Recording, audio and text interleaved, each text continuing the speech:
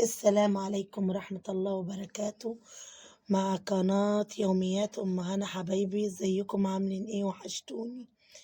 هعملكم النهاردة وصفة حلوة مش هتاخد معاكم أي وقت ولا أي مجهود. صلوا على النبي وتعالي يلا بينا هنعمل كيكة الروان النهاردة بأسهل طريقة ممكنة.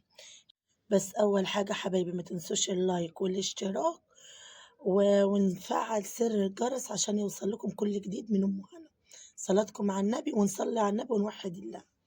أول حاجة جبنا بيضتين وحطيناهم في الخلاط وحطينا عليهم كوباية لبن، وأنا عملتها النهاردة باللبن مش بالزبادي عشان محدش يقول لي إن هي بتتعمل بالزبادي. أنا عملتها النهاردة باللبن. أول حاجة تحطيها في الخلاط بيضتين مع معلقة خل عشان الزفارة، وبعد كده فانيليا، وتخليهم يضربوا حلو. وبعد كده تروح حاطة اللبن والزيت، كوباية لبن وكوباية ونص كوباية زيت وكوباية سكر، ودول يتضربوا حلو جدا في الخلاط. ده الخلاط. صلاتكم على النبي حبايبي، صلوا على النبي وحدوا الله.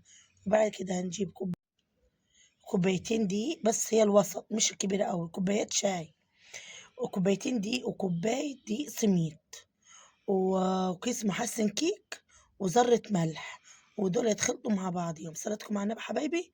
وبعد كده نروحوا دلقين عليهم ايه؟ الخليط السائل. في الخليط السائل انا نسيت اقول لكم ان انا عملت حاجه. كان عندي لبن بودره حطيت جواه برضو عشان يعني انا حبيت كده، يعني حطيت معلقه لبن بودره. فده اللي عايز يحط يحطه، مش عايز يحط براحته. وحطيت 4 معالق جوز هند خشن، يعني لو جبت من عند العطار واللي عايزة خشن.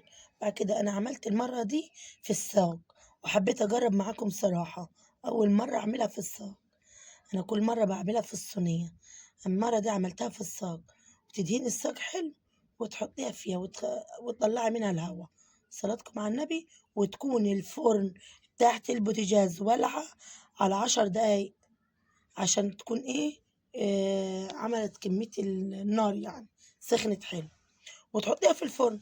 بعد كده جينا نعمل الشربات بتاعها.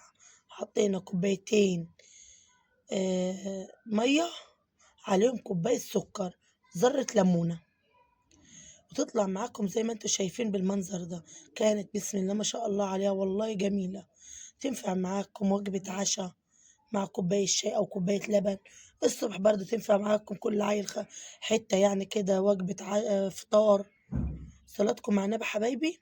بالله عليكم ما تنسوش اللايك والاشتراك عشان ارفع القناة. وبقول لكم ألف شكر من كل حبايبي اللي بيخشوا لي، اللي اتضافوا معايا جداد. بقول لكم ألف شكر، ربنا يا رب يديمكم في نعمة في حياتي. الله يكرمكم يا رب ويوسع رزقكم. شاكرين منكم قوي على دعمكم ليا وعلى كلامكم اللي زي العسل شبهكم كده. أي حد يقول كومنت حلو ويدي طاقة إيجابية، ربنا يا رب يسعد ويسعد أيام. عشان احنا كلنا لسه يعني في البدايات، فعايزين الكلمة الطيبة، الكلمة الحلوة اللي هي تشجعنا، ولو كان فينا عيب نقدر نصلحه. ولحد كده اسيبكم في رعاية الله وحفظه.